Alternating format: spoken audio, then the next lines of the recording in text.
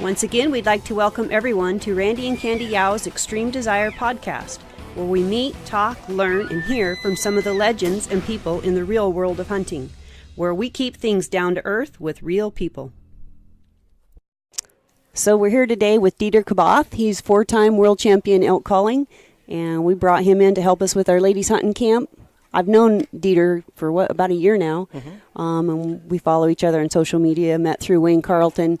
But when I asked him if he would come do this, I'd never actually heard his seminar, and he did it last night, and it was amazing. Oh, good. So, good. Hopefully some people picked up some pointers and, things that might help them be successful out in the field. We enjoyed it. It was very, very informative. I mean, Wayne is so funny. He's informative too, but he's so funny. Sometimes it's hard to stay focused on what you're learning, and you broke it down. There were so many things that I picked up as pointers. Mm-hmm. So one of the things that we learn at Ladies Hunting Camp is you can't learn from spouses very well. It doesn't work. That's how it usually goes, right? If you want to learn about archery, send somebody to an archery class. And it works for males and females alike. It doesn't matter. Yeah.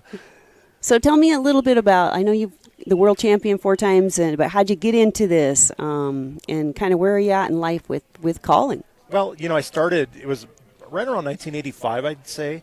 And I picked up a tape from Wayne Carlton, a cassette tape, and I was selling pharmaceuticals here in Oregon. And I traveled all around the state of Oregon, calling on doctors and pharmacies and distributors. And it was kind of funny. I just started playing that tape and practicing along with a diaphragm and trying to mimic Wayne and trying to mimic the elk that I was hearing. And then when the first World Elk Calling Championships rolled around, I thought, I'm going to throw my hat into the ring here, and I won it. And then I won it 4 times. But there's a lot of good callers, and I feel like I really got lucky because there's times I bugled the best I've ever bugled in my life that I thought, and I didn't even get into the finals. Right. So it's so subjective. The proof is in the freezer. I've called over 100 bulls to a kill in my career so far. And, it's not that we're keeping score or anything like that, but I know we're doing something right, Candy. Exactly. And, when we go elk hunting and when I started to learn how to elk hunt, I'd ask a lot of people a lot of questions. And this evolution of elk calls when they first came out, you really didn't know. Nobody knew what the elk were really saying. We heard them bugle, but we didn't really, and we'll break it down a little bit here as we move along, but you really didn't know what the elk were saying. You'd get them to bugle, you'd bugle back, and it was back and forth. But there's a lot in between that we've learned between now and when the calls first came out, and Wayne Carlton developed the first diaphragm elk reed, and then Larry D. Jones started making elk calls, and other manufacturers started, picking up over the years. And they're all great calls, They are. You just got to pick out what's your favorite and stick with it and move on from there. But, going back to, elk calling in general, the elk have evolved, the elk calls have evolved, and our techniques have evolved to become better elk hunters. And that's what we're talking about. 10% of the hunters out there, 10% of the hunters, or 90% of the game is killed by 10% of the hunters, is what I'm trying to say, on a consistent basis. So it took me a long time to get into that 10%. I feel like I'm in that bracket. Right. And what are they doing on public land? What are they doing different compared to people who just go elk hunting every year? Set up a tent. And I know people in this state who have hunted elk who have never had an opportunity at an elk, and they've hunted all their lives. Wow.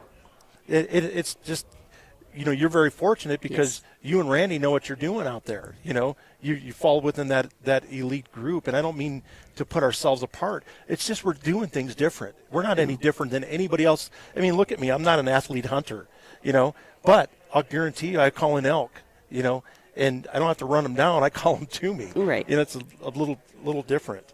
So there's techniques that we use, and I'll touch briefly on that here if you don't mind. I'd love it because I think studying their behavior and what they're doing and when and how is probably as important or more important than the noise you make. So yeah, please do. So before we get into the elk calling part of it, I just want to talk about you can go elk scouting in your living room before you even enter the woods. And one technique that I live and die by, and Dwight Shue taught me this technique years ago. He said focus on headwater drainages. That means if you're looking up a mountain right here, okay, let's pretend just for a second that this is a north-facing slope and this is a south-facing slope. right here as you're looking at this. And what I'm looking for on a map, if you're looking at a map behind me here, north is always on top on the maps. And what I'm looking for is a blue line going like this. I'm looking for blue lines going down a spider web of blue lines. And right where those blue lines, where that blue line starts right there, or where the beginning of it is, or the end, or however you want to say it, but right where you see the blue line at the very tip of it, that's a headwater drainage. And then it flows down. If you follow it, follow your finger down there, it'll flow into bigger drainages or bigger creeks, right? So what you want to do is you want to focus on those areas, those headwater drainages on north-facing slopes. And the reason I say north-facing slopes is because on a south-facing slope like this, it gets the most sun exposure. So as the sun comes up in the morning, what happens is it rises in the east, if we're looking at the camera this way, but if it rises in the east and sets in the west, and what happens is with that is those beautiful green grasses that you see in the springtime, they get burned off, and they become secondary grasses. Elk have to store as many fat reserves as possible in order to stay alive through the wintertime. And if a cow's carrying a calf, not only does she have to support her life, she's going to have to support the fetus that's inside of her with the proper nutrients. So grass right now, this time of year, here we're in end of July or early August, it's very critical that they store those fat reserves right now because from November on, it's pretty much starvation mode. Right. So north-facing slopes, headwater drainages, elk are where you find them. But, in these areas, when you only have a week to go elk hunt someplace, be very strategic on what you're doing. For instance, I could just get a National Forest Service map and just look at the lines that are going up, the little blue lines. I know those are north slopes. When the blue lines come down, I know those are south slopes. I try to focus on those north slopes and then I'll mark them on my map A. This looks pretty good, this mountain range. Or B, or C, or D. Because if nothing's going on here or it's been burned out by a fire or something, I'm getting the heck out of there and getting my butt to a different place to call elk. I'm on a hunting trip. I'm not on a camping trip. I want to make something happen. So that's some of the things that we're doing different biologically speaking. We're going to where the elk are going to be, and it's been very effective for us. No, I like that. I've never had it broken down exactly like that. That makes a lot of sense. So, we're probably doing exactly the same thing, but I've never figured out why. Yeah. So now I do. Yeah. It's more shaded, because you get less sunlight on the north slope. Each little grass can grow up and mature and have good nutrients. And you really see this if you're in an airplane, you ever happen to fly over Colorado or some of the southwestern states. If you look on the south slopes, there's nothing. Exactly. It's just a bare hillside. But if you look at the north slopes where the sun doesn't get exposed to it, you have foliage popping up over, and even down, there's certain places here you even see that in eastern Oregon. Yes. It's very prevalent as far as what is north and what is south, as far as what side of the mountain the foliage is growing on. Yes. So it's just kind of keep that in mind when you're elk hunting. That's just one little tip. We'll get into the calling here if that's okay. I would love it. The fun part of all this. I would love it. And so I like using a diaphragm reed, but there's other calls out there that you can also use. Some people can't use a diaphragm. So I brought this call right here, and maybe we'll zoom up at this a little bit later or something. But what you do is this one here, you just press with your bottom teeth. It's got an actual diaphragm in it. You press with your bottom teeth, and it works the same way. Some people have a gag reflex, and they can't use a diaphragm for whatever reason. They just can't. And that's okay, but they do make calls like this available that you can just press very soft on it and with your teeth and create that same pressure in a different way to make the same sounds. So what I like to do is in the diaphragm talking now, I'm going to put a diaphragm in my mouth, and a bugle goes from a low tone to a high tone a lot of times. So what I like to do is you put it in your mouth, the horseshoe faces outward like this, and what you do is just press very gently with your tongue. It'll increase the pressure, go from a low tone to a high tone, and that's your bugle.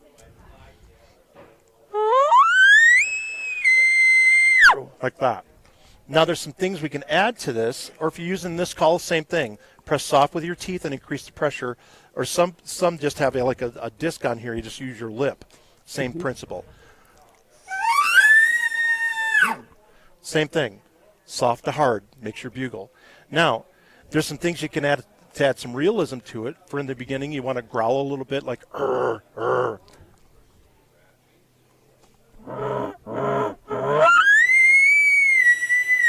Okay. Another thing you can do is when you go into the high note, hum a little bit. Just go, or if you have a diaphragm, buzz like a bee, go bzzz. Now put a diaphragm in your mouth and buzz like a bee.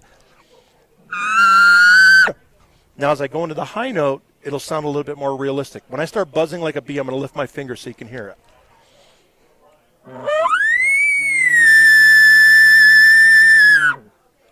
Adds a little bit different tone to it, right? It does, yes. Okay. And that's basically a bugle. That's really, if you want a bugle, that's all you really have to do. Right. Chuckling's a little bit more difficult. I'll just touch basically on that in a second here. But first, I just want to show you cow calls. Cow calls are a little different. They go from a high tone to a low tone. And what you do is you press hard with your tongue or your lip or this call here, you just press with your teeth and come down slow on it. Same thing with the diaphragm. Press hard with your tongue, come down slow.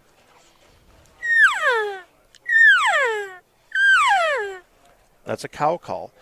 They make external type calls like this one right here, and they make custom calls. Are a little bit more expensive.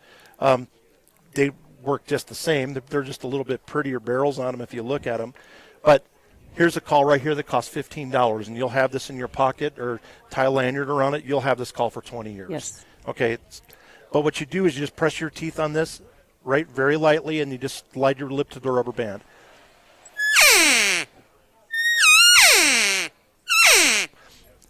That's a cow call, high pitch to low pitch. The reason I love this call so much, these open-reeded calls, Candy, I've killed more elk with these open-reeded calls than any call I've ever used, ever. Right. When you go fishing, you know what we're doing, and I don't care if you're calling coyotes or turkeys or I don't care what you're calling. It's like we're casting out sound to try to strike a neuron in an animal's brain and trying to call them, lure them to us. No different than fishing, dropping a lure in front of a fish's face, getting them to bite on it and luring them to it. We're casting sound and we're trying to lure animals to us. That's the fun of it. It is. Because you're communicating with them. Yeah. And if you have any questions, jump in here. I don't mean to take over. No. That's what I want. I think that the little green one I use it a lot, but I think it's almost irritating to my ears, but it works. Yeah. So if it works, it doesn't matter. There's a reason it works, because it sounds like a mature cow. Listen to the difference between. That sounds like a calf. That's a mature cow. And the reason that's important, because elk live in a hierarchy system, they are more apt to follow a mature cow than they are a calf. So kind of keep that in mind as you're using these calls. A bull wants to breed a cow, not a calf. Right. So that's kind of important to understand too. But these calls, I've killed more to this. Your doggy puppy's coming here for some petting. Wants to be a part. Yeah, I can make it sound like this, but I'd probably start a dog fight. But Me too, for sure now. yeah, everything's good. Anyway, you can make all kinds of different sounds with these diaphragms. But I love these open-reeded calls, and there's a lot of videos on YouTube's if you want more instruction how to use it. But for time's sake, I'll show you that. It's been killed more elk with that call than any call that I've ever owned. Just talk about the chuckle and grunt. A lot of times you hear that at the end of a bugle, and it goes. And with that, what you want to do is make a cow call, just one cow call, and that's actually almost like a bark, like their warning sound. It's a high pitch to low pitch, but it's a fast. Then pick up the speed of that.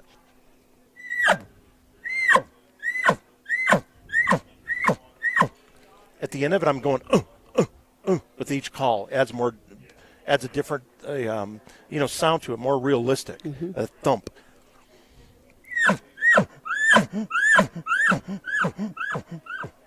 And at the end, if you want to suck in a little bit like that, it gives a little bit more. So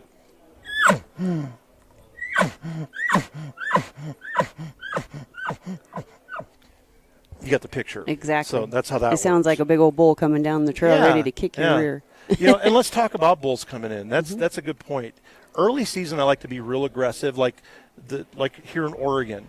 And if you're going out for the first time, the elk really aren't talking much. So, I've got a philosophy, make something happen. And Larry D. Jones and I have talked about this for a long time. He's an icon in the sport. If nobody's ever heard of him, they can look him up. It's like Wayne Carlton and Glenn Berry and a few other people who started out in this calling market.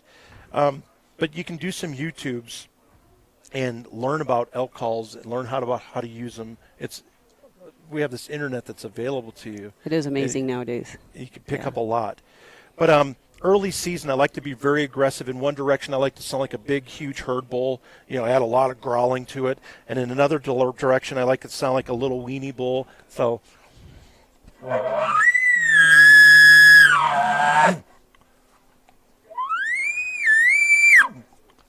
And then in between, I start cow calling, and I like to sit in an area. I know there's elk, and I like to sit in an area that basically, I know they can hear me, and I'm fishing for them. I know they're going to come in out of curiosity, and a lot of times they won't make a peep. They just come in silent on you this time of year, and you won't know they're there until they're.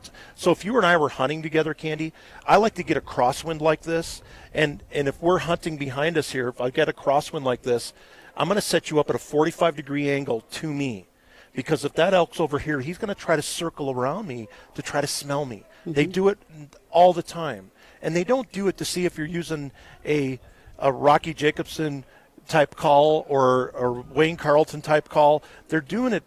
If they thought you were a human, it'd be all over with, right? Yeah, they wouldn't have come in. No, they're coming in because they think you're an elk. Exactly. Okay, and when an elk chuckles and they bugle, they pee all over themselves, a bull elk. And it's an attractant to the cows, but it's a deterrent to the bulls. So these bulls want to smell these other elk before they just kind of move in on them. They want to see with their nose, you might say.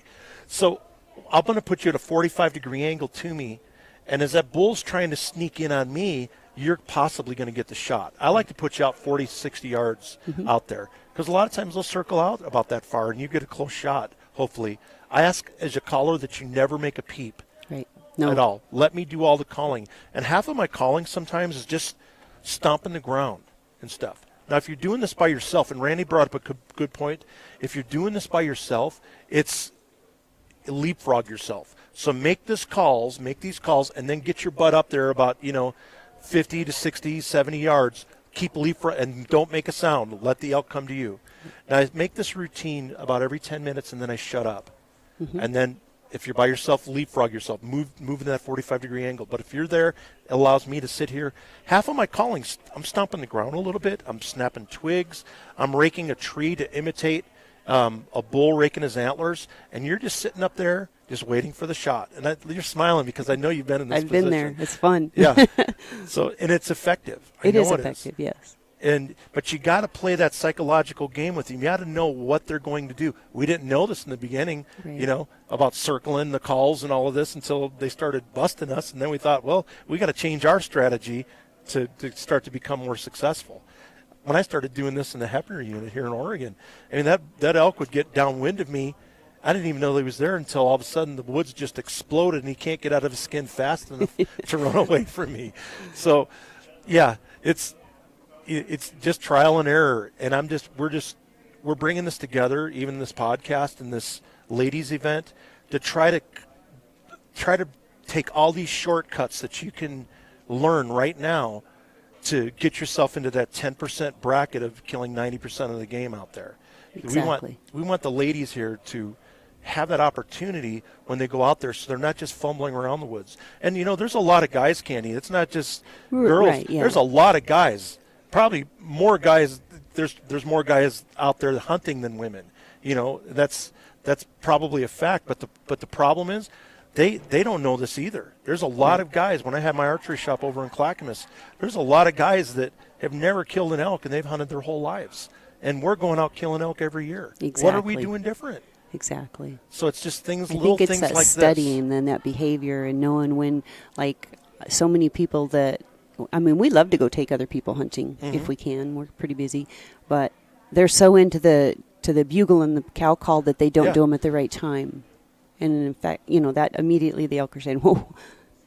Yeah, and here's what you just said: at the right time, calling. When elk are starting to come in on you, there is a time to shut up. There's a time to just let the elk start hunting for you. If they've covered all of this distance and they're coming in on you, there's a time where you just need to start shutting up and just let them start hunting for you. Because if you, like Randy and I were talking about this last night, it is amazing how far away they can pinpoint exactly where you are. They do. Yeah. So there's a time as they're coming in, and then there's another time to pull back your bow or to lift your rifle. And try to do that in times when their head it's a big tree trunk right here, and here comes your elk, and this is his head. When their head or her head, if you're hunting a cow, make sure their head is behind a tree or a brush or something so you can't see their eyes and draw back. Because if movement kills you, number one, more than anything else. Especially, there's so much movement in archery. Compared to this, boom, it's settle in, breathe, make sure you got the right shot, and then touch off the trigger on your release. So there's a lot more involved with archery, and then you're close on top of it. Right. A lot of times. So make sure their head's behind something. There's a time to call, there's a time to stop calling, and there's a time to draw back so you're effective. So just kind of keep that in mind as well. We had a cute story. We were deer hunting in Oregon. I think it was just last year or the year before. Anyway, it was just recently. And we saw a couple raghorns run down the hill. I think somebody had blown them or whatever. And so we just sat there and cow called for a minute. And then I forgot about him. And I'd seen one 5-point break off, but I'm deer hunting, so I forgot all about him. 20 minutes later, I see these horns and this rock from me to you underneath of me. So he had snuck in, like you said, but I forgot about him. I about wet my pants. I was back in deer hunting mode. You want to go set up a new rock after right that. There. Yeah. So it was kind of cute. Well, listen, Candy, I think this is one of the best things going out here. I've been to a couple of Oregon Fish and Wildlife women's outdoor events, and this absolutely is the cream of the crop right here as far as any women's event I've ever been to, and I've been to several over the years. I mean, you really take care of these gals. They really learn a lot. They bring their families, which I like to see here, and the food's great. The food is always great here.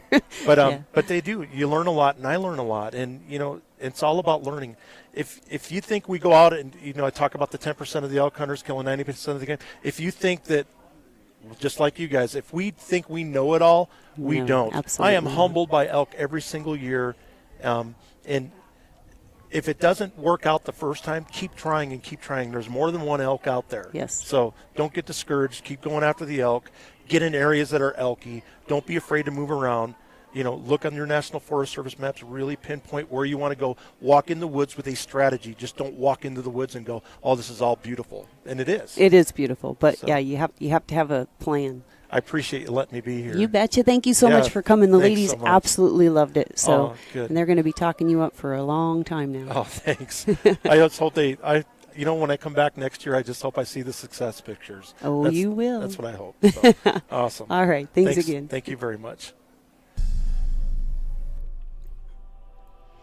Hope you enjoyed this week's podcast, and remember, it's not always perfect, but it is always real with Extreme Desire.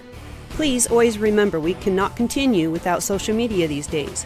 Once again, we ask that you like us, Randy and Candy Yow's Extreme Desire, on Facebook, follow us on Instagram, and subscribe to our YouTube channel. And please check out our website, extremedesiretv.com. See you next week, same place, same time.